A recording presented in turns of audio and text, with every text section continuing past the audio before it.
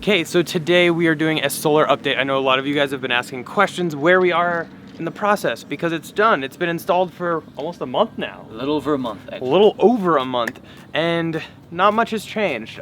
We had some contacts with Excel, who is our local energy provider.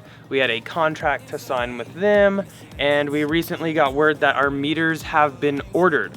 And they have, I believe, until the middle of September to install those. Fingers crossed it's sooner, but at the worst case, it should be middle of September. We will finally be able to turn this on and start generating some sun power, which we are super excited about. But today we wanted to go over what exactly all these do. A lot of you guys, we saw in the comments, were asking, why do you have so many boxes on the side of your house? And this is a lot, I will admit, but we have a massive system. Most people won't be doing a system this big. So it is something to also remember. Most people won't have at least probably 2 of these or this. So just keep that in mind, but we wanted to go over them with you today. So that is what we're gonna do. So one thing is we do have a lot of panels, as you can see here, but part of that is actually just going by local codes and everything to be able to keep electrical lines separate from each other, be able to completely isolate one system from another. But one thing that some people actually don't even have are these 3 inverter boxes. Tesla does actually offer micro inverters for their panels, which kind of go on every single panel, so you can actually monitor them individually. That way you don't have these. However, they are an additional cost, and when you have 51 panels, it can get a little pricey, so we decided to actually go with these. We weren't as concerned with each individual panel. They also tend to use microinverters though when you have a lot of shade, like trees and everything, which we don't have, so we didn't really have that as a requirement. Our panels do contain bypass diodes, which actually separates the panel into thirds. So if 1/3 of the panel is covered, it will still generate electricity on the other 2/3 and so on. So that is kind of one way around the micro inverters. So that is kind of why we did this, because we don't have that shade. Okay, so the first thing, we're gonna start with the end of the system, actually kind of the beginning. These are the Delta Solivia inverters. So we have 3 of them because our system is so large, and most people wouldn't have that, like I mentioned earlier. We have a 7.6 kilowatt, a 5.2, and another 5.2. And these actually take your DC generated from the sun to the solar panels and turn it into AC power. And this is what is something your house can use. What they did actually, since we do have 3 of these, is they put this, which I believe they call the gutter, and all the wires run in here and then actually to our first panel over there. So these right here, you can actually turn them on, turn them off. These can be locked off position. They cannot be locked in the on position. And that's just so if, I don't know, like someone was working on it or something, they could lock it out, but they can't lock it on because it needs to be able to be turned off. Now, in these inverters, they do actually have a small little magnetic relay that can actually turn these off and fully kill the power within 30 seconds, although a lot of my research has actually told me it's more like 5 to 10 seconds. It will totally kill the power. So it's actually really, really quick. So in the case of like a fire or something, if energy needed to be turned off so they could access everything on the roof safely, that is something that these do feature. So they are very safe. A lot of people actually had questions on that. Also, you might see that they have antenna on the bottom of each one of them, so they do transmit data wirelessly to the gateway. So they do have an interface with controls where you can view the current production, the weekly production, the yearly production. It's not turned on right now, so we won't show you those numbers today, but once we do the video in the future, when we turn the system on, we'll go through this control panel and show you what all data is available on these inverters. Okay, so this little guy right here is actually the PV system combiner panel. This is gonna take all the AC power from our 3 inverters and combine them into one line. And actually here you can see that is what the inside looks like. Obviously there's wires behind that panel. We're not gonna actually take that off, but I have some images I'll throw up so you guys can see it. But you can see here's our 7.6 inverter and then our 2 5.2 inverters. Yes, basically we just have breakers, one set of breakers for each inverter. So next up we have our PV system disconnect box, and this is what will actually isolate the meter in case there's any work that needs to be done ahead of the line. They can flip this off to be able to make sure that there's no power going through and they can easily access it. So when they come out and install our meter, they'll make sure this is in the off position just to make sure. And again, kind of like we didn't mention here, but all of these can be locked off again if they need to, and you can do an additional lock here if you wanted to lock it in that off position. So the way this operates is right now everything's disconnected, and if you push this up, it snaps and it connects those, it makes the connection. And then when you drop it down, it will break that connection, and super loud too. Yeah, you definitely know that it's on or off. Yep. So this is one of the meters we will have. We will actually have two on this install, and this will actually just show us what is generated from our PV system. Now, these meters are locked off. Fortunately, they haven't installed it yet, so we can show you guys, but they normally do put a tag on there so they can make sure you didn't tamper with it, mess with it. We actually had a guy come out while they were doing this, and it was from fraud prevention with Excel, and was like, what are you guys doing? Just ask some questions. We showed him the paperwork and all was good.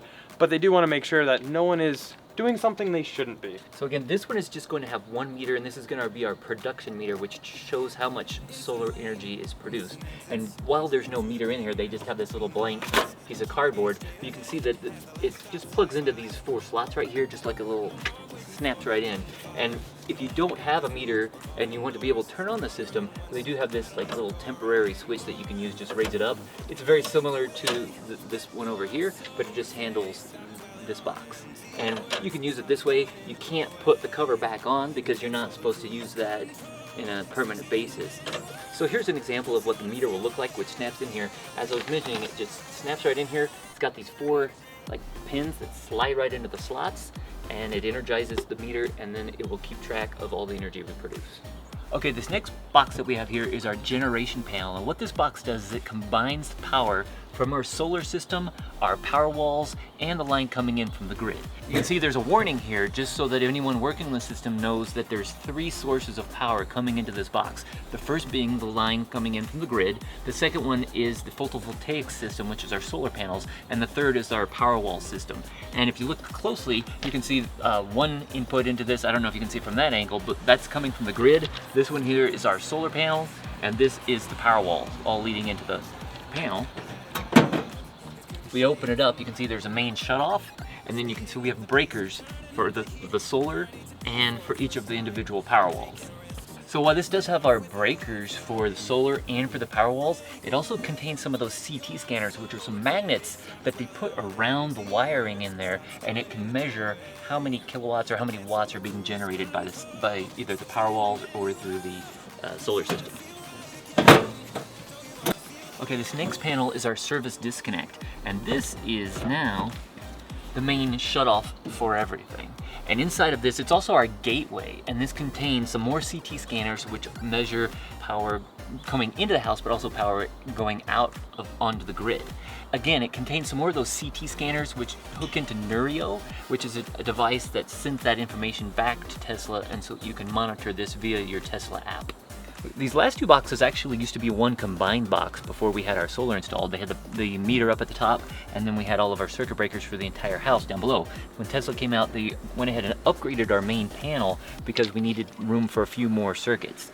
And so this is the backup load center. Basically, the way we have our solar system hooked up through our power walls is that everything in the house will be backed up. So if there's a power outage, we're not going to notice because the power walls will instantly take over and keep powering the house. You might have a different setup when you get your solar installed if you don't have power walls or if you don't have more than one power wall. One power wall is not able to handle those larger circuits like what you would have for an electric range or an electric dryer or for your EVSE or your wall connector where you're charging your Tesla. But since we have multiple power walls, we were able to back up the entire house. And all of those circuits basically were replicated. It looks very similar to the way our system used to be, but he went ahead and he had to take everything out because this is a brand new box, put everything back in, and we do have room where we're going to be adding something in the future.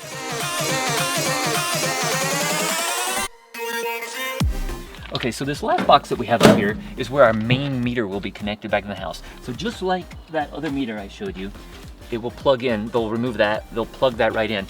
Okay, well, yeah, they'll plug that right in. Except this one will be a 2-way meter, which will be able to record net metering and it will show what your solar system is producing as well as what you're taking off of the grid. And again, this box does have those warning stickers indicating that this is a tri-power system and that they need to be aware that even though they might disconnect power from the house, they need to be aware that even if they turn off the solar, they still need to know that the power walls could still be powering the house, and they need to make sure that those power walls are turned off before they service any of the circuits inside. So we did have a couple people ask in a couple of our previous videos about warning labels which were missing from the conduit, and we did answer in one of our previous Q&As that those labels were installed, but we never showed those to you. So you can see that they did add some of these photovoltaic power source warning labels to the conduit, which lead up to solar panels on the roof. They've also added similar warning labels all to the front of our inverters and other devices, which are all located on the side of the house.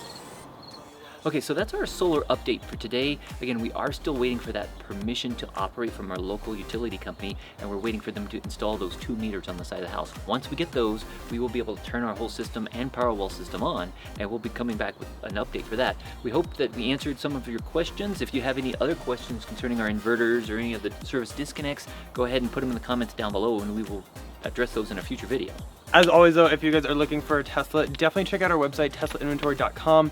If you're looking for a new or inventory Model S or X, or even a Model 3 Performance, feel free to use our referral code. It's down in the description below and at the top of our website. Using it will actually get you free unlimited supercharging for the life you own your vehicle, which does expire September 16th.